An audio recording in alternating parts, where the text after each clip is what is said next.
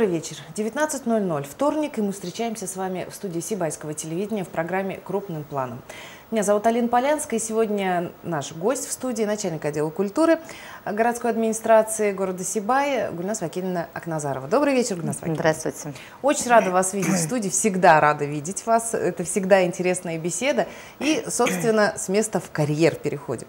Вот вообще отделы культуры по республике и по стране им никак не дают расслабиться. Прошлый год был год культуры, этот год литературы, следующий год кино.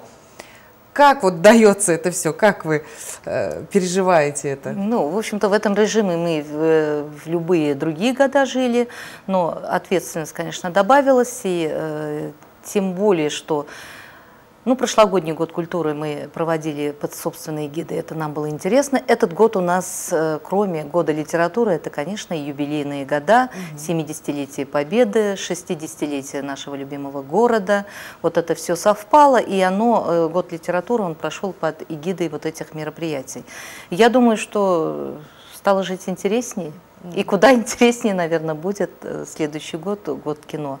А какие мероприятия вот за этот год литературы вам сразу приходят на память, такие значимые? Ну, я уже назвала, да, действительно, 70-летие Победы. Вы знаете, мне на память сразу приходит, этот год мы никогда не забудем, потому что 70-летие Победы в Великой Отечественной войне дались, в общем-то, к реально приближенным условиям военным. Была непогода, вы это помните, но тем не менее, все наши участники художественной самодеятельности, все участники парада, все наши ветераны и даже жители города, которые пришли смотреть, в общем-то, благодарили. И многие дети, молодежь сказали: спасибо вам, что мы были причастны к этому событию. Это говорит о том, что вот данное мероприятие, оно дает большое патриотическое воспитание не только для детей, молодежи, но и для всего населения. Находит живой отклик. Да, находит живой отклик. И действительно, в тяжелых условиях, но мы всегда себе ставили задачу, и в Град, и в Камнепад мы день 9 мая проводим в любых условиях и на хорошем, на высоком уровне. Я думаю, что парад и само мероприятие горожане оценили.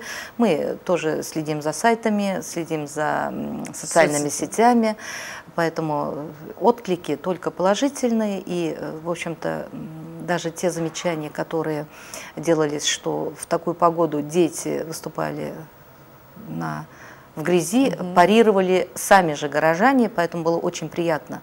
Вот это воспитание, я считаю. Ну это да, вот, вспоминая этот праздник, действительно, собственно, сама обстановка передавала, да, вот горести этих лет. С каким упоением они кидались в грязь, это мы только знаем. И действительно со слезами. И второе мероприятие, конечно, это салют Победы. Салют Победы, то есть первое это было мероприятие, мы начали его в феврале, это было всероссийское мероприятие, тоже посвященное юбилею Победы. Салют Победы, мы принимали капсулу Победы, и в рамках вот этого мероприятия у нас была же защита звания образцовой и народной. Почему я акцентирую, это наше рядовое мероприятие, но тем не менее это мероприятие, наверное, благодаря тому, что это был юбилейное, посвящено юбилею Победы, оно получилось у нас особо значимым, и республиканское жюри и скажем, эксперты Министерства культуры, они сказали, что высокий уровень подготовки не только самого мероприятия, но и творческих коллективов. У нас, в общем-то, все творческие 20 коллективов подтвердили звание образцовой народной. Но очень много мероприятий мы проводим. Все вспомнить невозможно, и, наверное, нет надобности в прямом эфире перечислять. Мы все мероприятия, как бы заключительный этап, провели к 60-летию празднования дня рождения города. Вот подводили итог литературного конкурса, который он шел тоже в течение года. Но, были ли новые открытия талантов? Ну, таланты у нас всегда есть. Они открываются не только, скажем, в конкурсные периоды, они неожиданно открываются. Вот даже если судить о тех мероприятиях, которые вот прошли недавно в Ночь искусств, мы открыли для себя двух великолепных писательниц, молодых начинающих прозаиков, учениц 9-й школы. Они меня приятно удивили. Кузнецова и Архипова, по-моему. Девочки очень талантливые и пишущие, легкое перо. Вот для нас каждая находка, а вообще ведь очень мало сейчас пишут. Больше интернет, больше какие-то игры, а вот думающие и пишущие в то же время молодежь очень мало. И это особенно радует, что это молодежь, потому что очень часто на нее машут рукой уже, что все, никто не хочет думать, это общество потребления, оказывается, еще не все потеряно. Да, не все потеряно, и перо-то легкое. Мы познакомим с их произведениями, мы договорились так, что мы их напечатаем и, скажем, отдадим в широкие массы и получим, наверное, великолепные отклики. Одно произведение было посвящено победе. Вот маленькая юная девушка писала о войне. Это совершенно другой стиль, это другое направление. Ну и мероприятие, конечно, к 60-летию города с особым трепетом, мы всегда его готовили. И я думаю, что это мероприятие прошло на хорошем, на высоком уровне, тем более оно у нас прошло в 2 этапа. Да, это первый этап. Охватило всех. Да, охватило. Мы попытались сделать как бы интерактивные площадки, город охватить, чтобы горожане тоже вышли с инициативой. Но все зависит от каждого горожанина. Те, кто захотел принять участие в наших мероприятиях, они приняли и дали положительный отклик. А те, кто, в общем-то, следил лежа на диване, то это уже на их совести, как они оценили. Друзья, напоминаю, мы работаем в прямом эфире, и вы можете задавать свои вопросы. Телефоны редакции уже активированы, 514-94 и 514-95. К нам они уже поступают. Расскажите об успехах ансамбля Еннекай «Подсолнух», они гордость нашего города. Это талантливые дети такие? Или все же хорошие руководители помогают достигать таких результатов? Вы назвали ансамбль Еннекай точно так же, как московские жюри. Мы смотрели прямой эфир смотрели. Буквально в воскресенье прошел первый национальный фестиваль, национальная премия в области культуры и искусства «Будущее России». Народный ансамбль танца Еннекай, Центра народной культуры, руководители, заслуженные артисты Республики Башкортостан Эльвира и Файзулла Губайдуллины, они принимали участие уже как бы в финале этого мероприятия, а в прошлом году в Челябинске проходил отборочный этап, и они были там тоже абсолютными победителями, и по итогам вот этой победы они поехали в Москву. И мы смотрели прямой эфир в течение 2 дней. Действительно, очень интересный был конкурс, очень серьезный был конкурс, 1600 было участников. Очень много. И вот из числа таких вот участников, сначала они вышли в 5 финалистов среди всех творческих коллективов, и из числа 5 финалистов они стали абсолютными победителями, и мы кричали «Ура!», сидя перед... Прям как на Евровидении. Да, на Евровидении. Кричали «Ура!», те, кто знал, что нужно наблюдать. И действительно, коллектив выступил на очень высоком уровне, и надо отдать дань руководителям, потому что это их кропотливый труд, отдать дань тому предприятию, которое содержит этот коллектив. И, пользуясь случаем, я хочу выразить благодарность администрации города, Халид Хамзовичу за поддержку, за понимание. Это же Москва, это же очень большие средства, и они смогли поехать. Но ансамбль «Подсолнух» — это особая наша гордость. Они буквально лет 7 они у нас созданы. В прошлом году, в этом году они защитили звание образцовой. Они действительно очень талантливые. Дети у нас вообще практически в городе у нас очень много талантливых людей, как в хореографии, так и в вокале, так и в фольклоре.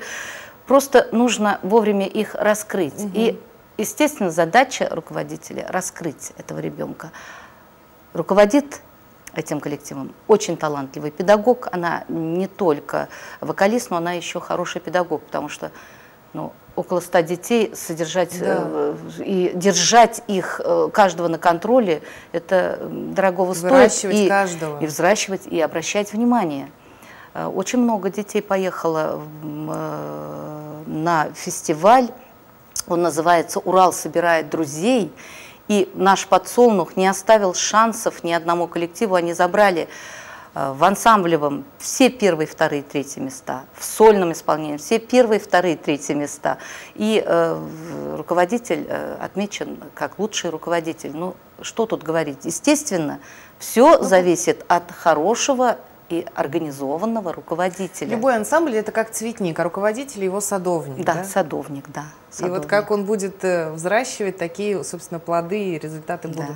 Я поэтому тоже пользуюсь случаем, Алина, поблагодарить хочу руководителей всех творческих коллективов. Это вот только те последние наши победы, а в течение года у нас 5 гран-при уже, где-то около 600 приняли участие, и дипломов мы получили по всем нашим учреждениям. Но еще одна была великолепная победа, вот они, наверное, знают только эти творческие коллективы, ансамбль башкирских народных инструментов, Аркаим, руководитель Крюкова Ирина Михайловна, они тоже выезжали в Казань на международный фестиваль и заняли 2-е место. Ну, естественно, хозяева, это Татарстан, они не отдали 1-е место, гран-при там не было, но 2-е место завоевать в международном корпусе. Да, и наши коллективы, все наши коллективы, они достойны звания своих образцовых и народных. Поэтому я благодарю всех руководителей за их труд. Мы продолжаем программу «Крупным планом». Межрегиональный конкурс исполнителей башкирской песни «Ирандык Мундары». Он проводится каждые 2 года. 2 года, да. В 2016 году будет ли проводиться данный конкурс? Все-таки, ну, все так кричат: кризис, кризис, все тяжелее и тяжелее, да, с каждым годом. А это очень масштабное мероприятие.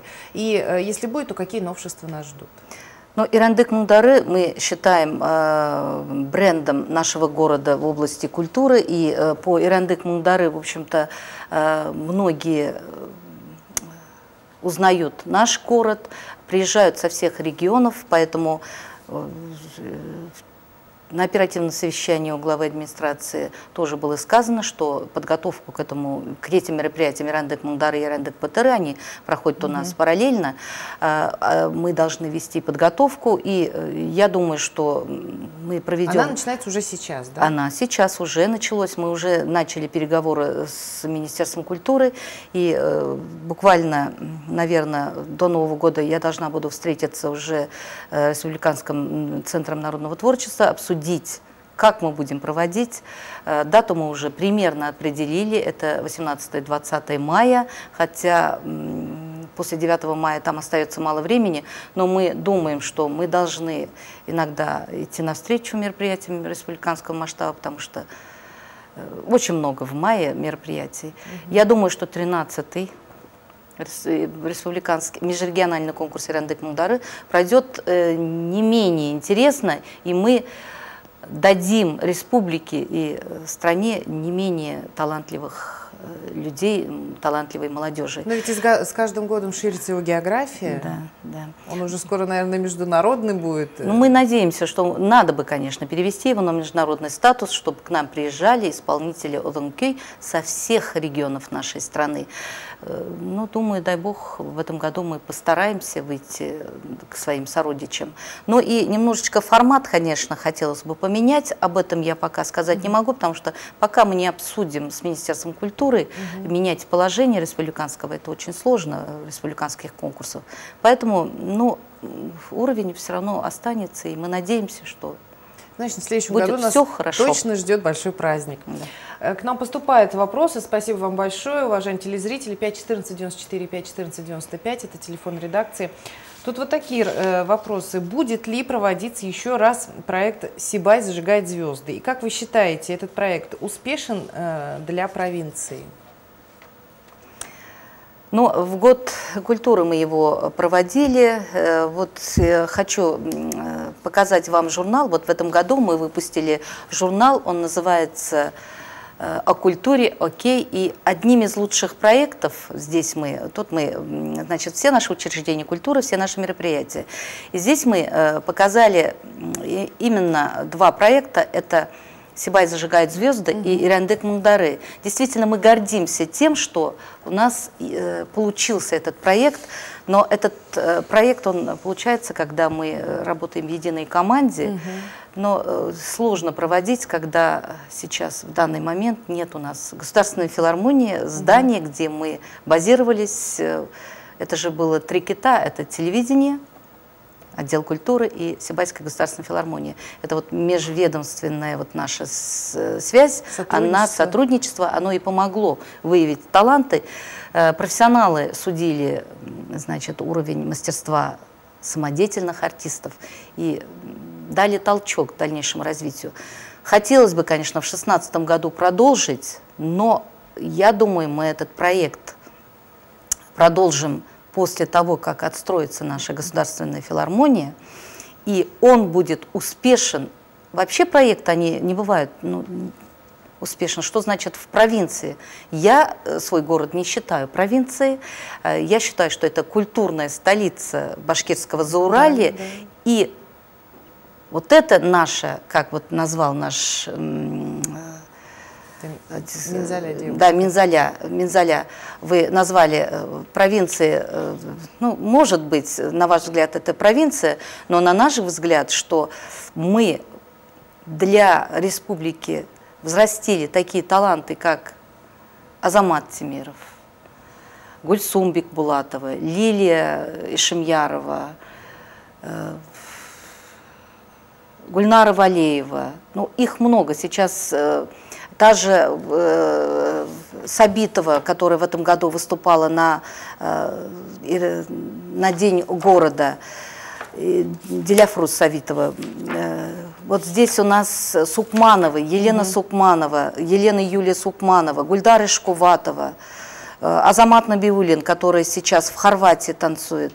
В общем-то, я не считаю, мы именно взращиваем тот потенциал, который заложен в нашем народе, и отправляем их в полет, плавание, в дальнее плавание. Я думаю, наши проекты, они только помогают выявить таланты. Ну, а со своей стороны хочу сказать, что да, мы с удовольствием примем участие и окажем всяческую поддержку при проведении следующего «Сибай зажигает звезды». Затронули тему филармонии, такая очень и болезненная, и животрепещущая, и волнующая всех, потому что когда случилась эта трагедия, по-моему, она не оставила равнодушным ни одного сибайца. Какова судьба здания Сибайской государственной филармонии? Знаем, что будет строиться новое здание, какие уже есть подвижки, когда нам ожидать? Я поняла вопрос. В общем, я, пользуясь эфиром, хочу поблагодарить всех тех горожан, которые откликнулись на беду и своими комментариями, может быть, сдвинули с мертвой точки тот вопрос, который обсуждался, судьба филармонии. И то, что вы не остались равнодушными, и, наверное, в течение месяца, наверное, обсуждалась только эта проблема, это говорит о многом, о том, что цена. Да. Сама филармония, культурное наследие и тот коллектив, который, в общем-то, обживал данное здание. Что могу сказать? Я могу этот вопрос, конечно, переадресовать администрации Государственной филармонии или же администрации нашего города, но информацию я просто скажу о том, что сейчас готовится проект обсуждается, в мае месяце проект сдадут, и вот на данный проект уже выделены средства. Проект получается замечательный, сохраняется весь архитектурный облик, а внутри все будет современно. Наконец-то, в общем-то, ну, как говорят, нет худа без добра. Ну, конечно, лучше бы не случалось этих трагедий, но тем не менее мы запросили посадочных мест 500, но сейчас вроде бы переигрывается на большее количество. Руководство филармонии вышло с инициативой, потому что, ну, если мы хотим пригласить больших звезд... Да, это позволит приглашать очень крупных звезд. У нас ни разу не был театр оперы балета, у нас не были зарубежные артисты. Ну, в общем, если будет площадка, они смогут приехать. Тем более это будет оснащенное. Будет второй зал, малый зал, будет Министерство культуры. Вот на сегодняшний день, насколько я знаю, обещали рояль. То есть это будет камерное. Да. Это значит, и акустика выстроена да, будет? Нет, все. это камерный зал будет отдельно, это вне сцены это будет. В общем, все, я думаю, будет хорошо, но нужно просто потерпеть в течение 2, может быть, 3 лет. Ну, терпение и коллективу театра драмы имени Арслана Мубарякова, потому что на их плечи сейчас легло вот это вот все, потому что им приходится, ну, не то, что приходится, наверное, они, естественно, оказывают помощь и поддержку, но все-таки потесниться-то пришлось, поэтому... Я очень надеюсь, что в скором, совсем скорейшем времени мы снова с радостью будем делать репортаж об открытии, возвращении в жизнь нового здания. Вопрос от телезрителей. Юлия спрашивает, как вы разрабатываете сценарии праздников? На чье мнение опираетесь и чем руководствуетесь? Я, конечно, не совсем поняла, в чем... Ну вот праздников городских. Как разрабатывается сценарий? Это кто-то один ответственный человек? Или есть там... Нет, естественно, у нас в первую очередь составляется административно-постановочная группа. Собираем как бы коллегиальное мнение, обсуждаем тему, обсуждается тема, и, естественно, режиссер дает направление.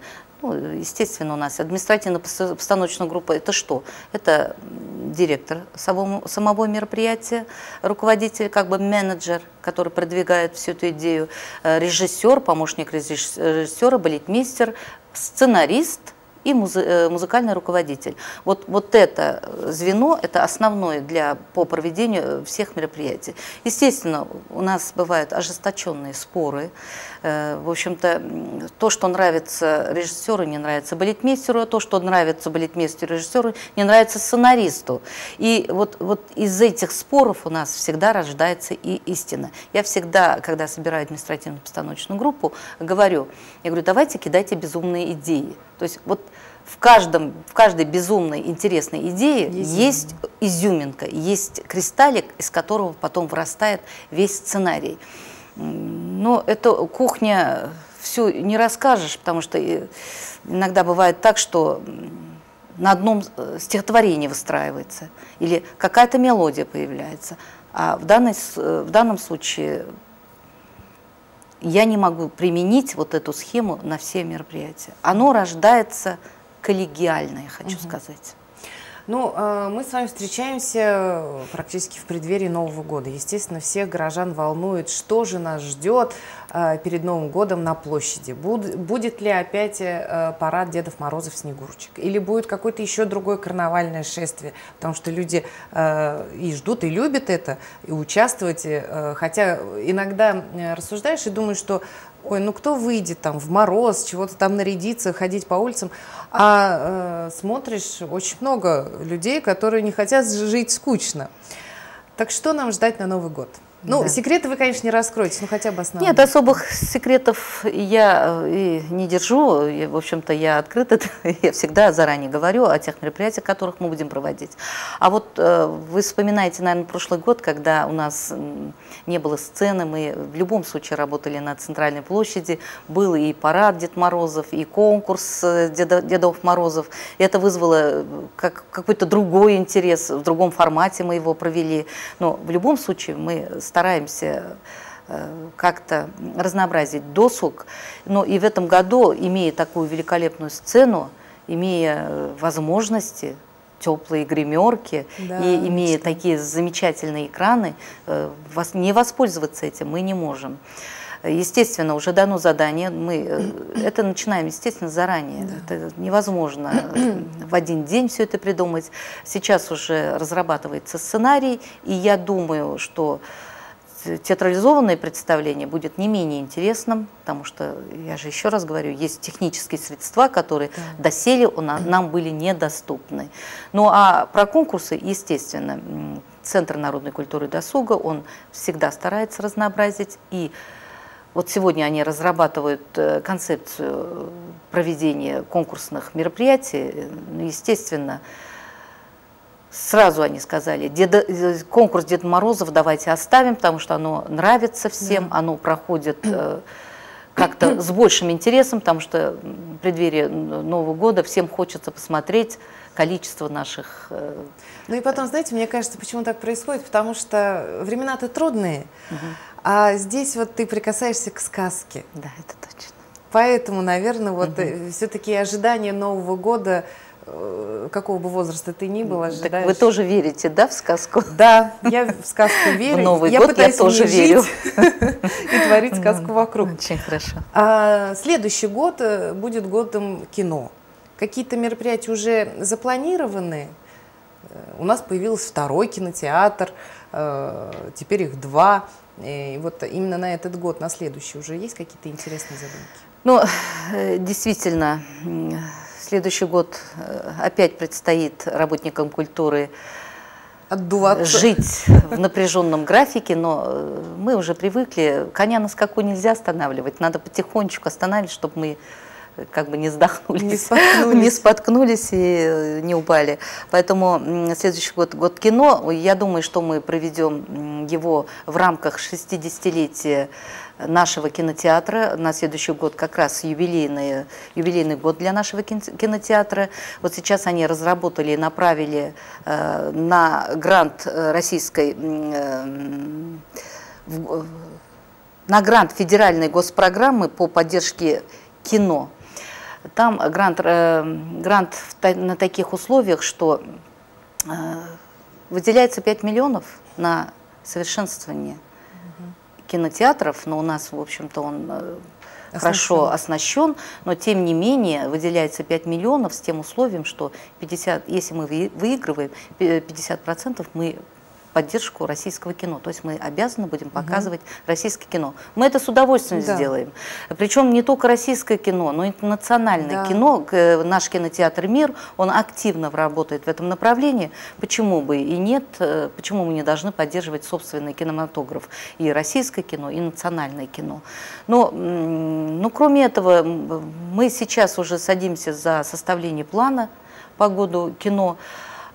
Тех интересных мероприятий мы вам еще сообщим. Наверное, я надеюсь, что мы в начале года еще с вами встретимся. Уже подробно я смогу вам сказать, какие мероприятия мы будем проводить. А сейчас я говорю о том, что 60 лет нашему кинотеатру «Мир», который тоже является архитектурной ценностью нашего города. Готовьте подарки, уважаемые друзья. Увы и ах, время эфира пролетает незаметно, и уже нам приходится прощаться. Какие пожелания к Новому году от вас будут, сибайцы? Я всегда желаю как своим сотрудникам, так и с удовольствием хочу пожелать горожанам оптимизма. Оптимизма в наш непростой век, он при любых ситуациях он складывается хорошо. Мы всегда идем к лучшему, и поэтому нам кажется, что вот этот год тяжелый, мы чего-то не достигли, но тем не менее у нас, как в городе, так и в культуре, так и в мире, все складывается так, как должно складываться. Я думаю, что если мы будем оптимистами, если мы будем жить с какими-то надеждами, у нас все сложится. С наступающим вас Новым годом, и я надеюсь, мы в добром здравии еще будем встречаться в течение следующего года. Спасибо за добрые слова. Напоминаю, что в гостях Сибайской студии телевидения была начальник отдела культуры городской администрации город Сибай Гульнас Вакильевна Акназарова. Ну а программа «Крупным планом» завершает свою работу на сегодня. Мы встретимся с вами ровно через неделю в этой же самой студии. Сразу после программы «Крупным планом» смотрите прогноз погоды. Всего доброго и берегите себя.